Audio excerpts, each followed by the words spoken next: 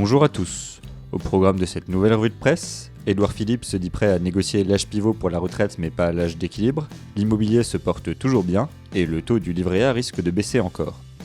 Après avoir défendu le principe de l'âge pivot pendant des mois, le Parisien nous apprend que le Premier ministre Édouard Philippe s'est dit prêt à revenir sur cette mesure dans une lettre adressée aux organisations syndicales le 11 janvier dernier. L'avant-projet de loi sur les retraites transmis au Conseil d'État prévoit un âge pivot à 62 ans et 4 mois en 2022 qui augmenterait de 4 mois par an pour atteindre 64 ans en 2027. Il appliquerait alors un malus pour les retraités partant avant l'âge pivot et un bonus pour ceux partant après. L'âge pivot ne sera pas mis en place, à condition que les partenaires sociaux se mettent d'accord sur une autre mesure d'économie afin d'assurer l'équilibre financier du système de retraite en 2027. Si le patronat et les syndicats n'arrivent pas à s'entendre, la nouvelle borne d'âge sera rétablie. Libération explique que la remise en cause de l'âge pivot ne veut pas dire qu'il n'y aura pas d'âge d'équilibre. Cette autre borne d'âge, également prévue dans l'avant-projet de loi, fonctionnera comme l'âge pivot, mais sera quoi qu'il arrive appliquée aux assurés qui liquideront leurs droits selon les futures règles, soit les actifs nés à partir de 1975 qui partiront à la retraite à compter de 2037.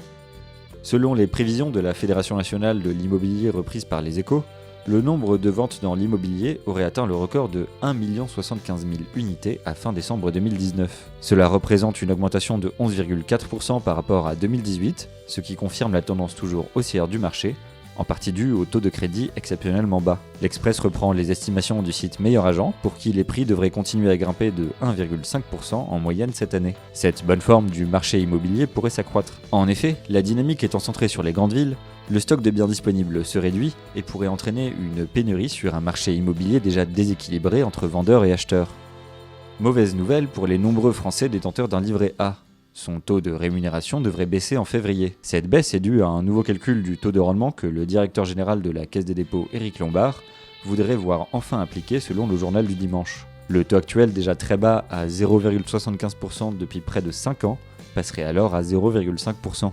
France 3 interroge le député de la majorité Jacques Savatier, membre de la Caisse des dépôts et consignations et de la Commission des finances à l'Assemblée nationale, qui rappelle qu'une baisse de rémunération permet un meilleur usage des fonds, notamment pour les logements sociaux. Il faut trouver un équilibre entre cette contrainte et la rémunération des épargnants. Il a alors mis en garde le gouvernement sur cette baisse qui pourrait être mal comprise par les Français. C'est pourquoi il plaide pour le maintien de la rémunération actuelle du livret A lors du prochain calcul.